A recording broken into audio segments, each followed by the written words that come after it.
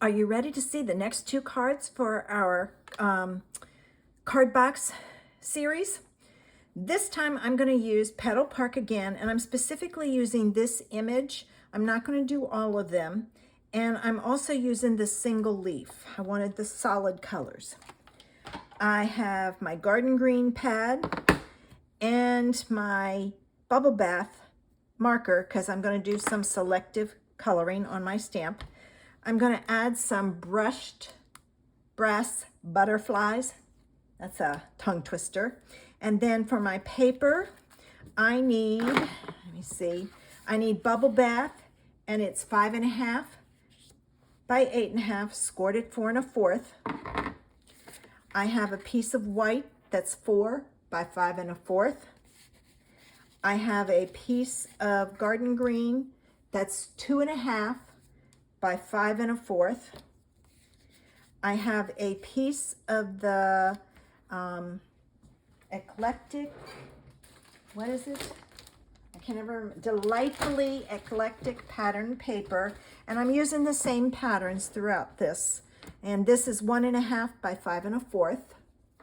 I have a piece of bubble bath. I was going to say pebble bath, but it's bubble bath. That's 2.5 by 3.5. From that same Delightfully Eclectic, I have the stripe that's 2 1/4 by 2 1/4. And then I have two strips that are 1/4 of an inch by 5 1/4. So take your screenshot and then we'll get started. So first thing we're going to do is I'm going to remove all my papers so I can put this together. All right. So I'm going to move those to the side. I'm going to gather all this out of the way because these are the pieces I'm going to focus on. This one is my first piece, and what I'm going to do is I'm going to take my flowers, and you know what? I can do all of them, but that's okay. I'm going to color them with my marker, and I'm going to stamp them right onto my pattern paper. Did you know you could do that? You can stamp on your pattern paper. All right, so I'm going to, I think I'm going to go this way with it. And give it a few minutes for the ink to transfer. All right, and see, that gives it a subtle background. Now I'm going to take my garden green, and because this is a really light color, I'm going to pull in a scrap paper because what I'm going to do is I'm going to add my leaves, but I want them lighter. So I'm going to off stamp, and then I'm going to add one there. And you know what? I'm going to move this over here so I don't make a mess on my mat. Oops, I didn't stamp that one good. All right, I've got that. Some of these are big, but that's okay. All right, I need, oops, I didn't do it again. I can tell when I go to stamp it, it's too dark. All right, so I've got my flowers stamped. Now, you don't have to stamp your flowers on your pattern paper. You can stamp it on white and punch it out. This is going to go on here. So I'm going to add this. Ooh, I got a big glob at the end I got to get rid of. All right. So I'm going to add this on here. I try not to do too complicated cards. It's just easier. All right, I'm going to put this in the middle, and the reason I'm going to do that one in the middle is it'll be easier to add the strips on the outside. So I'm going to center this as best I can. You eyeball it. And then I'm going to take my strip, and I'm using, as you see, this is the same paper, but it's the back of it. I'm going to add this strip here, like so.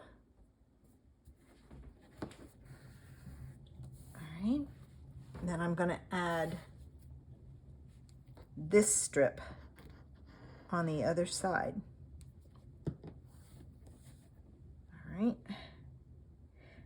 And I may have been off a little on my strip, but that's okay. It's close enough because there's stripes. You don't really notice it. All right, now I'm gonna take my card base, move those aside, take my card base, and I'm gonna fold and burnish it. All right, I'm gonna add my white piece to the background. Now, I did not emboss this. You can if you want. I thought there was enough going on that embossing would not have helped. All right, this piece goes on next. Okay.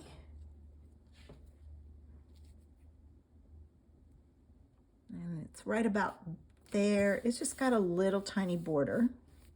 This piece goes on next, and it goes on with dimensionals.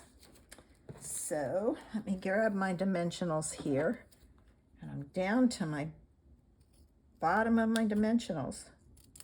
I'm just going to go ahead and cut them all, because then I have it. All right, I'm going to flip this over, add my dimensionals, and one in the middle for support. I'm going to take my backs off.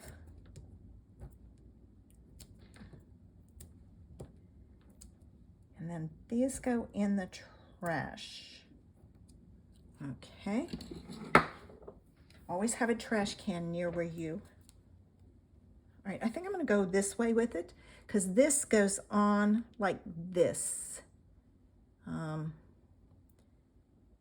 I'm going to center mine. Actually, I'm going to pull it down just slightly. And then to finish it off, I'm going to add my butterflies in the corner. There isn't a sentiment on here, but you do have space down here or up here if you choose not to do the butterflies. Now, I have to tell you, these butterflies don't like me. They go flying. So let me see if I can get these on here. There's one. There's two, and then a big one. Oh, it's not too bad with the take your pick tool. So just some butterflies that are kind of flying around. And I think, you know what? I think I'm going to add another one here. And give me another big one here. Just to carry it through. And don't forget to do the inside and the envelope. Now let's make card 4. For the fourth and final card, I'm using the inked and tiled, and I'm going to use this image here. I'm using this tulip paper, and it doesn't have, I don't have a tulip set. So if you have a tulip set, you can use that. My markers that I'm using is Night of Navy, Bubble Bath, and Crushed Curry.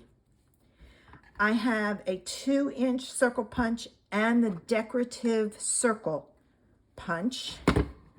And those, here's what you need. I'm also using the crosshatch embossing folder, and that comes from the online exclusive 3D embossing folders. There's 3 of them together. All right, I have a piece of Misty Moonlight that is 5.5 by 8.5, scored at 4 1/4. I have a piece of white that's 4 by 5 1/4. I have a piece of navy that's 2 3/4 by 4. I have my pattern paper that's 2 1/4 by 4. I have a scrap of navy and a scrap of white. So get your picture. Okay, let me take off all my pieces like so. Set them aside. the first thing I'm going to do is I'm going to take my piece of white and my crosshatch embossing folder, and I'm going to emboss it.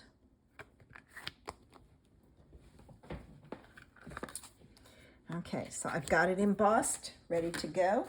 I'm going to use my double-sided tape, and I am going to add that to the back of this so that I get lots of surface area of my tape to make sure it sticks to my card base. I always use the double-sided tape. I've never had a card fall apart using it. And if you have success with the glue, use whatever you have, but I use the double-sided tape. All right, let me fix my card base like so. All right, time to add our embossed panel. Oh, and I didn't burnish it, so it came up on the corner. So put it back down and burnish my ends. Burnishing just means you push it down really hard so that it sticks. So when you pull the back away, it doesn't pull away from your paper. All right, so I've got that. All right, now this is going to go on here like so. All right, next step. This gets attached to this, and it's even on the sides. So there's no, it does have space at the top and bottom, but the sides are even. All right. So let me put this here. And since the sides are even, it's pretty easy to get this on here and centered. This goes across here like so. I am going to pull mine down slightly because I've got my circle pieces that are going to go on, and I just think it would be better to pull it down some. All right, again, I'm using the double-sided tape because this piece is going onto a piece that's embossed, and it has raised, which I call plateaus, and sunken areas that I call valleys. So plateaus and valleys, and I want to make sure that my card stays in place when I put it on there, and that the glue, when it dries, sinks down into the valleys and has nothing to hold this card to. Whereas if you use the double-sided tape, it sticks all the way. Now, if your pattern has a direction, watch that when you put it down.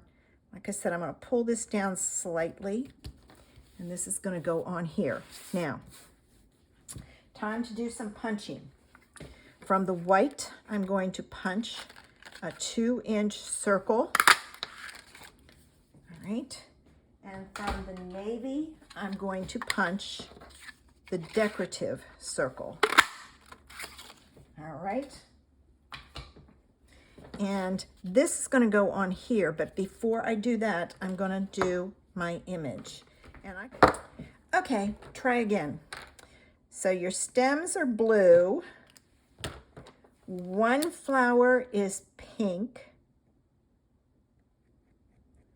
This was the closest I could get that somewhat looked like it would go with the tulip. But if you have a tulip, use it. Okay? And then this is going to get stamped here, like so. And then I'm going to ink it up again. All right. And I don't know if the whole thing will fit, but we'll find out.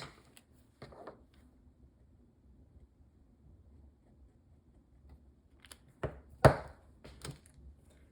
right. And it might work. Oh, yes. Okay, this is going to go on here. All right.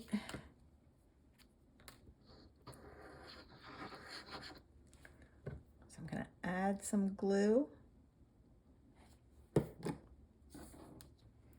And I'm going to put this on here, and I'm just going to worry about centering it. I'm not worried if it's straight up or down. This I'm going to put on with dimensionals up at the top again. All right, so let me grab my dimensionals here. As it works out, I have some ready to go. And again, I'm going to do top, bottom, side, and middle. All right, let me have this. That was perfect for my dimensionals. I had just the amount I needed. Take my backs off. And I'm going to add this on here like so. Isn't that pretty? But it needs some bling. Maybe I'll use the butterflies again.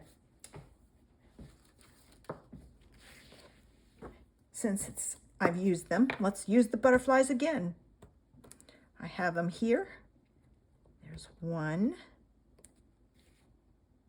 2, and 3. Again, no sentiment. I don't usually use sentiments on mine. There's card 4. Make sure you do the inside in the envelope. I just love that flower with this paper. I think it looks very nice with it. Okay, so there are the 4 cards. Next Saturday, I will make the box. So make sure you tune in to see the box. Thanks for visiting with me today. Don't forget to subscribe. Give me a thumbs up. I will see you next Saturday. Bye.